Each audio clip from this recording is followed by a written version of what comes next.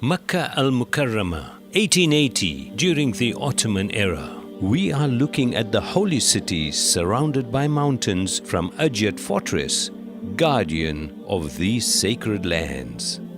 The Ottomans did not even hoist their own flag on Adyat Fortress out of respect towards the most ancient masjid of the world, Masjid al-Haram, for they were always conscious that they were merely servants of these lands. We are now taking you to the Masjid al-Haram of 1880. The construction of the Holy Ground, whose first architectural drawings were made by architect Sinan, was completed according to the style during the reign of Sultan Murad III in 1576. In the later years, the sultans made every effort to make sure Hajj was performed in the most appropriate method. If we pay close attention, we can see that all the buildings in the vicinity were built observing a sensitivity, making sure that none overshadowed Kaaba al-Mu'azzama. Now we see the Ottoman porticos. This is surrounded by the ribats, where the pilgrims who had no financial means could stay for free. The Suleymaniya Madrasa, built adjacent to Masjid al-Haram, indicates how much the Ottomans valued education. Now we are viewing the Holy Masjid from the side where our Prophet ﷺ used to enter. We are before Bab as-Salam, the Gate of Salam, constructed in the glorious memory of Rasulullah ﷺ. The names of the Ottoman sultans, from Osman Ghazi to Sultan Murad III, are inscribed on its door. We pass under the porticos, proceed across the sand, and reach the Tawaf area covered with white marble. The Bani Shayba Gate, which we are standing in front of, bears the memory of Rasulullah ﷺ and the Shayba family, the custodians of the keys of the Kaaba al-Mu'azzama. During those times, the Hujjaj or pilgrims entered the masjid for tawaf, passing through the Bani Shayba gate, and continued to the right in accordance with Sunnah of Nabi sallallahu alaihi wasallam. We too are doing so. Firstly, we are met by the member commissioned and sent by Suleiman the Magnificent from Istanbul in 1558.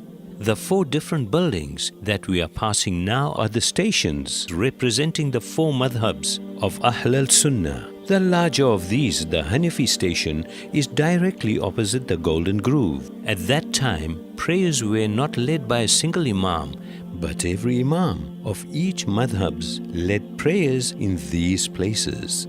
The Tawaf area was surrounded by oil lamps to facilitate evening prayers. By virtue of the love of these holy places, rose oil was used in these oil lamps. As we move from the corner of Al-Sham to the corner of Yemen, by passing the Maliki and Hanbali stations, we are right opposite Hajar al-Aswad. The ruby from paradise, sent down to earth together with Adam alayhi salam. This is the starting point of Tawaf. Multazam, one of the exceptional places where prayers are accepted. By visiting the Hijr al-Ismail and the Golden Groove, we are coming to the front of the door of the Kaaba al-Mu'azzama.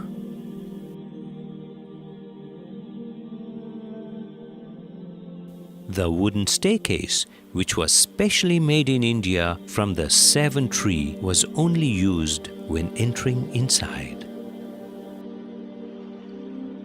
Its inscription contains the date of 1824.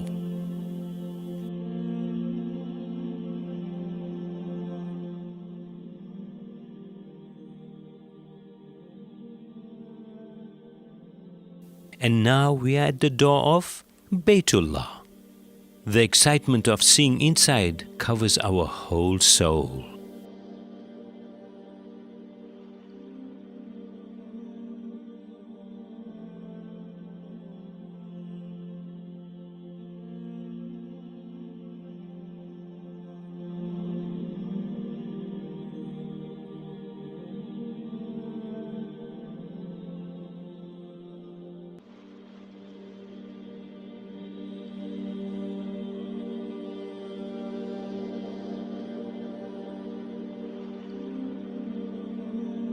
by remembering Ibrahim alayhi salam, the constructor of Kaaba al-Muazzama, we are passing towards Maqam Ibrahim, mentioned in 2 places in the Holy Quran. This place is one of the most important sections of Masjidul Haram, where the footprint of Ibrahim alayhi salam miraculously remained on the stone. The area with its open sides near Maqam Ibrahim is the Shafi station. In this hot climate, undoubtedly, Zamzam water is a lifesaver. We are leaving the Shaiba gate and moving on to the Zamzam building. The Ottomans built the first structure over the Zamzam al-Sharif well in 1517 and decorated its wall with ayahs and hadith relating to Zamzam. The well of Zamzam was surrounded by a silver fence, a gift from the Ottoman Sultan Ahmed I. We are leaving the Zamzam al-Sharif building, which is surrounded by public fountains, and by passing under the Ottoman porticos that were kept lower than the Kaaba al-Muazzama out of respect.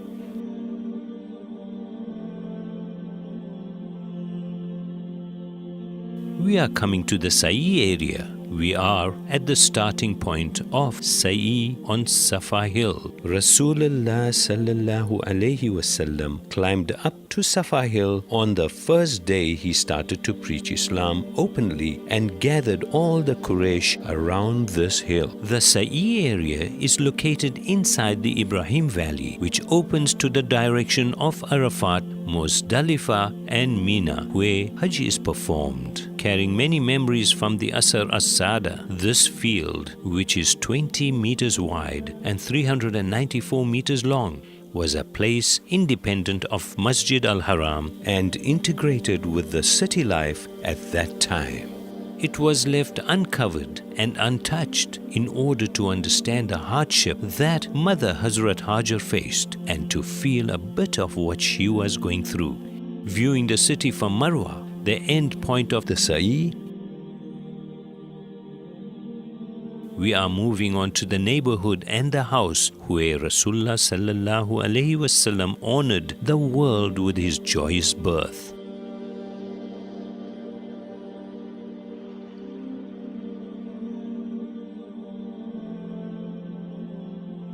This place has been used as a masjid since the first years of Islam and was known as the Mawlid an-Nabi Masjid in 1880. Let us bid farewell to the place where the divine gazes have centered, the place where the angels frequent, and the Qibla of the Muslims with the words of Rasulullah sallallahu alaihi wasallam. O Makkah, you are surely the best of places created by Allah, and you are the most beloved to Allah. Shukran and Assalamu alaikum wa rahmatullahi wa barakatuh.